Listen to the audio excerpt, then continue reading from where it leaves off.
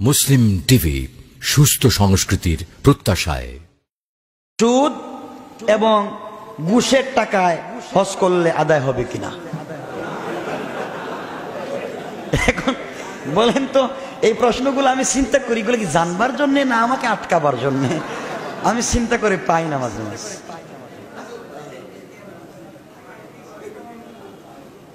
কিন্তু আমাকে তো রাগ করলে হবে না, উত্তর দিতে হয়, উত্তর দিতে হয়। তাহলে সুদ ঘুষের টাকা দিয়ে হজ করলে হয় কিনা এটা জানা দরকার আছে।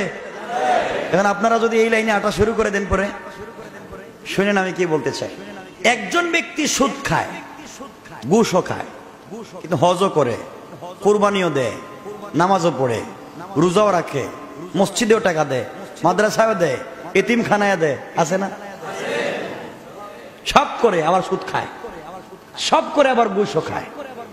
এখন কি করা লাগবে? ভালো করে শুনেন। কারো নিকটে যদি শুধু হারাম মাল থাকে, মানে সুদের টাকা, ঘুষের টাকা, এক কথায় হারাম পন্থায় যত মাল আছে সব উনার কাছে আছে। কথা বুঝছেন না আমার? উনার যে সম্পদ আছে, ধরেন একজনের কাছে 10 কোটি টাকার সম্পদ আছে, পুরা 10 কোটি টাকার সম্পদ হারাম। 10 কোটি টাকার সম্পদ, তাহলে উক্ত ব্যক্তির উপরে হজ ফরজ হবে না। হজ ফরজ হবে না। কিন্তু কারো নিকট যদি হালাল টাকাও থাকে, হালাল সম্পদও থাকে, হারাম সম্পদও থাকে, আর দুটোটা মিশ্রিত হয়। কথা বুঝেন নাই? কি আছে? হালাল টাকাও আছে, হারাম টাকাও আছে। দুটোটা যদি মিশ্রিত হয়, তাহলে আমাদেরকে দেখতে হবে তার হালাল অংশ বেশি না হারামের অংশ বেশি। কথা বুঝছেন? দেখতে হবে যে তার হালাল অংশ বেশি না হারাম অংশ বেশি। যদি দেখা যায় যে হালাল অংশ এই পরিমাণ সম্পদ আছে, তার হালাল যেই পরিমাণ সম্পদ থাকলে হজ করা হয়, তাহলে তার উপরে হজ ফরজ।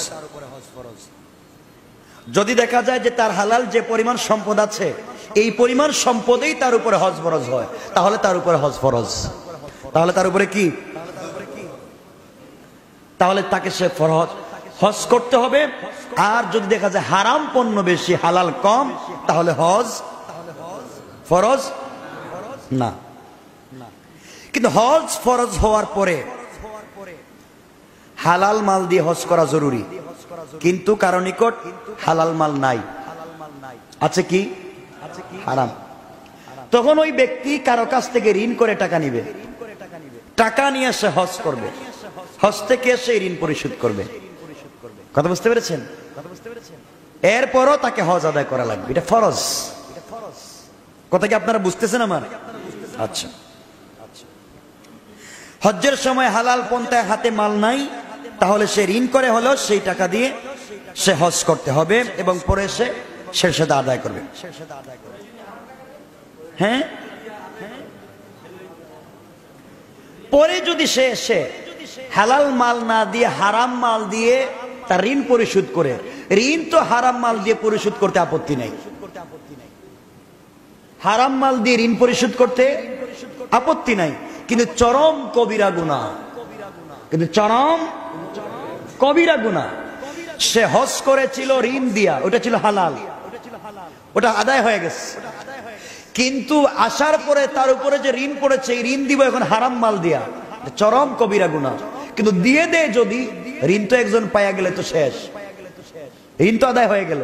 কিন্তু এইভাবে কাজ করা, এগুলো হারাম, এগুলো অন্যায়, ইস্তেগফার করতে হবে, তওবা করতে হবে। আর যদি কেউ হারাম মাল দিয়ে এই হজ করে ফেলে, তাহলে তার দায়িত্ব থেকে ফরজ হজ আদায় হয়ে যেতে পারে।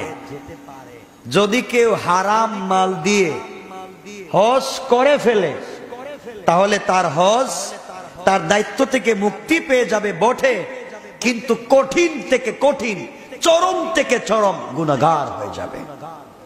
কথা কি বুঝাইতে পারতেছি? কেউ যদি হারাম মাল দিয়ে হজ করে, তার জিম্মা থেকে হজের ফরজ আদায় হয়ে যাবে। ভালো করে বুঝবেন, হজের কি হয়ে যাবে? ফরজ আদায় হয়ে যাবে।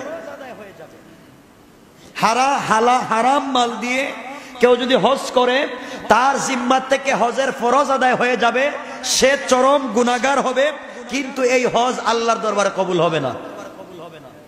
এই হজ আল্লাহর দরবারে কবুল হবে না। এরূপ হজে কোনো সওয়াব নাই। কথা কি বুঝাইতে পারতেছি আপনাদেরকে? সওয়াব নাই। সুতরাং এটা সম্পূর্ণ নাজায়েজ, এটা অন্যায়, এমন কাজ করা যাবে না। ফতোয়া স্বামী 2 নম্বর খণ্ড 456 নম্বর পৃষ্ঠা, ইমদাদুল ফতোয়া 2 নম্বর খণ্ড 214 নম্বর পৃষ্ঠা, ফতোয়া মাহমুদিয়া 3 নম্বর খণ্ড 192 নম্বর পৃষ্ঠা, ফতোয়া রহিমিয়া 3 নম্বর খণ্ড 116 নম্বর পৃষ্ঠা। মনে থাকবে তো ইনশাআল্লাহ আপনাদের? কে ওটা হারাম, একবারে হারাম, জঘন্য হারাম। এটা জেনে শুনে কেউ নিবে না। মসজিদ মাদ্রাসায় যদি কেউ হারাম টাকা দিয়ে নিবেন না।